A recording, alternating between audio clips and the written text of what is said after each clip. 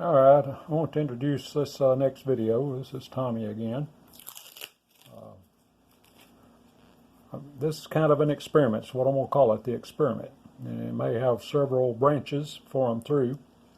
What I've got here is a 2-inch cubic block of wood. This is a basswood. It's a light, soft wood. So I was looking at a picture of a project a guy was doing in a magazine, and thought, what would I do if? What would happen if I did this? So I went and designed this pattern in Inkscape, and it's going to give me 4 places to cut out. So where I want to cut out is this area right here. This is going to be waste. This is kind of a compound cut. Normally in a compound cut, you cut one way, you flip it over, cut another. Well, I'm going to add a third cut. And I can visualize kind of what this is going to look like, but you don't really know until you actually cut it out. So I'm going to find me a drill bit that'll go all the way through there, and I'm probably going to use me a fairly large blade, probably a pinned end blade. And I'm going to cut 2 sides, and we'll look at it and kind of analyze it, because you may go different directions at that point. But the original idea was to do the third cut down through here, and I'm thinking you get a lattice work cube, and that's what I'm thinking we'll get there. But I'm thinking of all different directions you can go to get different projects out of this one setup.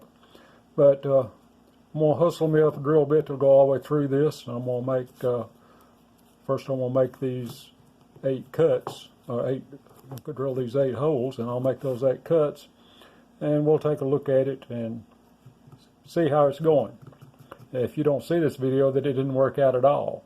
If you're seeing this, then there may be something of interest to watch here. So hang with me, and we'll go through this process and see what we get. So here I'm at the saw. I have drilled this side, and I've drilled this side here. So we're going this way and this way to start with. I haven't drilled this one yet. We're going to stop here and take a look at it and examine it. And I'll get some ideas and what different directions you can take on the project from there. Originally I wanted to do all 3 compound cuts, but I wanted to stop there and examine it. What I've done is I've replaced the blade. I have a number 5 blade in it, and I've made sure that the blade was square with the surface. I do that every time. So I'm not going to film this whole thing, but I just wanted to show what blade I was using and what the procedure was. So here we go. I'm going to cut these 4 cuts on this side, and then I'll flip over and do the 4 cuts on the other side, and we'll see what we got at that point.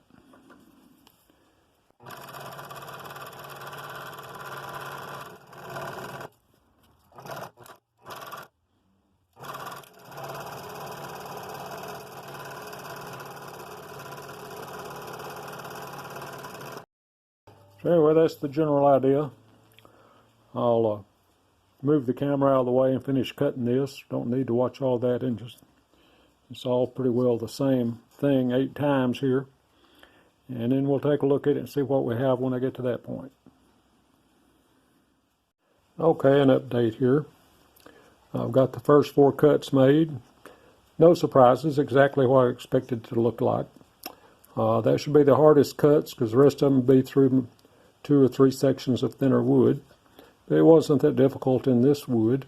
It's a fairly soft wood, fairly easy and to cut, easy and light. It just doesn't cut as smoothly as a harder wood, but it's going to work for my purposes of a little experiment here. So now I'm going to flip it over and we'll cut this side. And I can pretty well visualize what that's going to look like.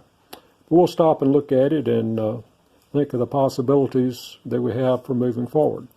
So I'll check back in with you when I get these other 4 cuts done. Okay, so here we are back. This is the piece I was cutting just now. That worked out pretty well, except it's kind of fragile.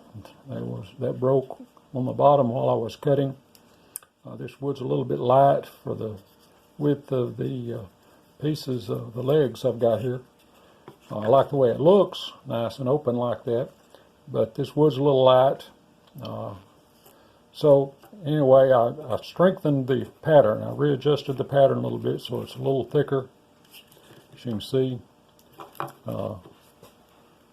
thickened up those cross pieces a little bit, and I moved up to poplar. I've got the poplar cut to the same part in the process as this is cut. I've made the two compound cuts from two different directions, so I thought this is a good time to stop and look at it and see there are other things we can do, probably a couple of directions we can go with this. One of my first thoughts is possibly we could cut off the bottom right there on that line and then cut the top all the way through right there, which would clear that whole area out, and then you could glue the bottom back on. You'd have an open top box with these 4 holes cut on each side. That could be a tea light holder or something. You put some tissue paper or different colored papers in those spaces. That's just an option. I may stop and do that now and see what that does, and then I'll rig up another one with another pattern, and I'll do all 3 compound cuts and see how that turns out. So I think that's what I'm going to do since I'm here in the process on this one. I'm going to go ahead and cut off right here and cut the center out. This is all an experiment. I was just looking at something and this idea came to me, what would happen if. So that's what we're doing. And I don't know what good any of this is, if it's something, be anything anybody would want to have sitting on their desk or anywhere else. But I like to experiment with new ideas. A lot of times they fail. And we'll see what this does, if it's anything worth keeping. So we'll go back to the scroll saw and cut the bottom and cut the center out of the top. So I did what I was talking about. I cut the bottom off, and then I cut all the way through the top. So I cleaned the inside out, and then glued the bottom back on. I did a little sanding, cleaned it up a little bit. It's not the best cutting I've ever done. This is an experiment. And made a neat little box, little open top box. I don't know what it's good for. It's a little small and it's got holes in the sides, but it could be useful for something, I guess. This was an experiment. I wanted to see how things went. I look at things and I get an idea, what if I did this or did that, and that's kind of what I'm doing here. This is a compound cut. The uniqueness about it is this whole top part is all one piece of wood, and then the bottom is glued on. But other than that, I don't see how useful this is. I guess it could be.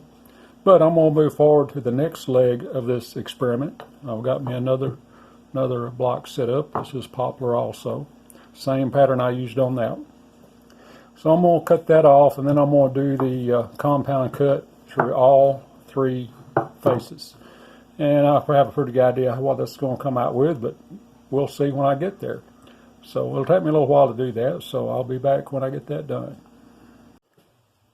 So to wrap this video up, I finished this off with the 3-layer or 3-direction compound cut. And this was the first leg of this experiment. This was the second leg of the experiment. And that's what this was, an experiment. I saw something and saw what would happen if. If you want to know if this experiment was a success, it was, in that I finished the experiment and I got results. The only question is, what do you do with those results?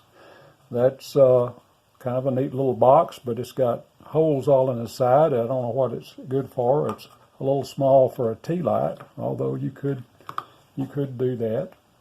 You could put some different colored papers or cellophane or something or whatever on those around the edges and get you some color, but it's not really big enough for that, honestly. You use it to store something. And this is an interesting piece. It's very interesting. My wife calls it a Rubik Cube skeleton. Anyway, I guess it's got some uses. You could put a pencil in it. It even holds the little tubes that I keep my scroll saw blades in. But that's a lot of trouble to go to for a scroll saw blade holder or a pencil holder. So I personally don't see any real use for that except being a conversation piece.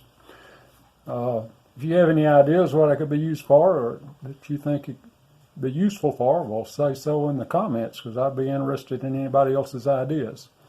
So that's going to finish this experiment for now. I'm not saying we won't revisit it with some other ideas later. But now I'm going to get back and I'm going to make for the next video, I'm going to make a sliding top box to show a different method for securing the lid on a box. It's going to be a very simple little box. But if you're interested in all that, well, hit the subscribe button. And please hit the like button on this video. If you didn't like it, hit the don't like button. You know, it's this was a little different because it was just an idea I had and I thought I'd experiment with it. So there it is. Thanks for watching. I hope to see you in the next video.